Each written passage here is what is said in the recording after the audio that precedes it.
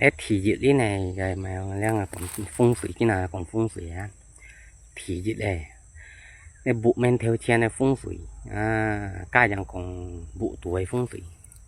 cho thì những cái video này còn bộ tuổi phong thủy để thì dịch đấy để men theo chen phong thủy hay men theo chen nhá bộ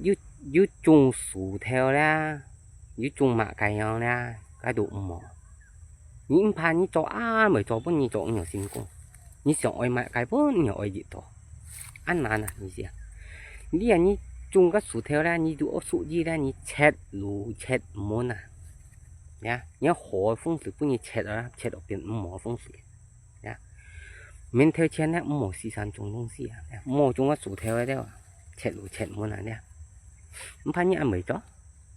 sao mấy tầng cao mấy tầng như nhông cho nhông xí đó nhớ bộ khác như ha bởi chứ cảm biết sao ông thọ to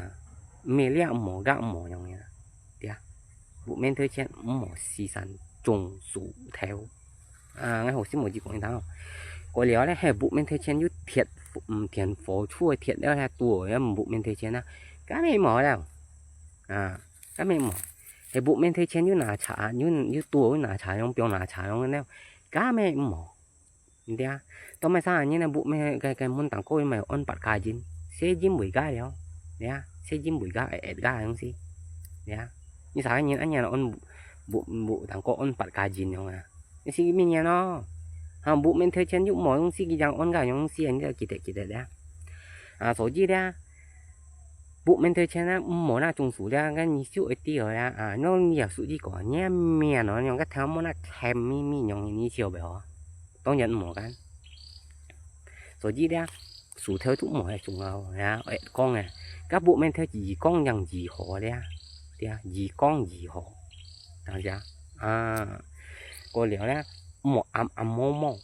nhận theo hay còn như trắng lộ bộ hang ô kìa trong bẹo cọ theo mẹ mỏ chỉ chẳng chung số các số ấy chung gì có tủ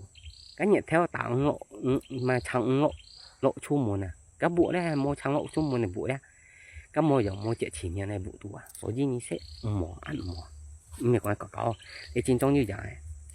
là như hệ như xin nhiều gì YouTube tụ con trong nga bộ men thời gian mấy giờ vậy theo một cả để nga ba chung này có cái thằng mỏ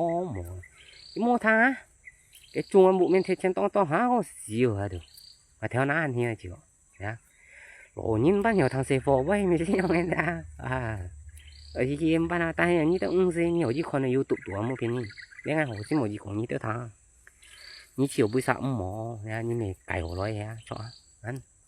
cái bộ men thế chen này mỏ chuyện muốn đâu nhá ấy con bộ ấy con này như cho nhân dạng hiểu dư hi mỏ hay còn như nhông hiện nay tổ mẹ tao nhông cho nhông xịt nhá như bộ khác như bởi dụng thô to bên nhà bởi dụng mai sao sẽ má cái sao sẽ chịu bởi loài mình cái chi chỉ trong chỉ coi hay còn lẽ mà còn nhông cho nhông xịt phải xịt khác mới cho lẽ còn gì cho giúp cá gì thịt luôn cam tí mà chỉ phải sao sẽ loài rồi cái chụp phô như này luôn nhông như này cái chính như vậy cái mốt bún on lộ nè còn nó nè mốt bún cho thịt to còn nó cái xếp bún cho cả sẽ không cho nhông xịt rồi gì cho nhìn lúc mọi ngả nè hay còn cắm mồi xong sẽ thuốc ấy rồi nhịn hiểu mình hiểu tiếng sao không có hỏi cho mà nè chết muốn chết luôn cái bộ ra cá chú ăn mồi đi nhìn pan hình bún nhiều cái cho cái gì phong水ngay hồi xem một gì cũng đó sao như lúc như này cái bộ chỉ cái chọn to ngày gì ngày đi cái bộ chúng như chủ theo cái xe phone sang phương tiện đi cái xe phone sang phương tiện đi một mấy cái bộ sang là cho chuyện tin bao nhiêu vụ ăn chưa chỉ cái chọn cái bộ theo cái tiệm khoe thải tại cái nghe mà cái tan xa cái chung là bộ này mà như chủ theo chung mà cái mà cái xe phone sang thô to ngay chân cổ luôn mình vừa bị cho bị ngồi ngay bị hạ sĩ cái hạ thêm cái chỗ xe đó hay trọng điểm xí chết cái nhìn sáng sủa ta này hay còn cái âm theo xí chết cái bị ngồi coi thêm cái chùa sữa bị xí chưa cái nhìn xấu xanh ta này ra để nhìn cha về nhau nó tỉnh lộ luôn xí rồi chỉ xí nhau còn nào mỏ sao sẽ đổ lại nhau chưa tùy nào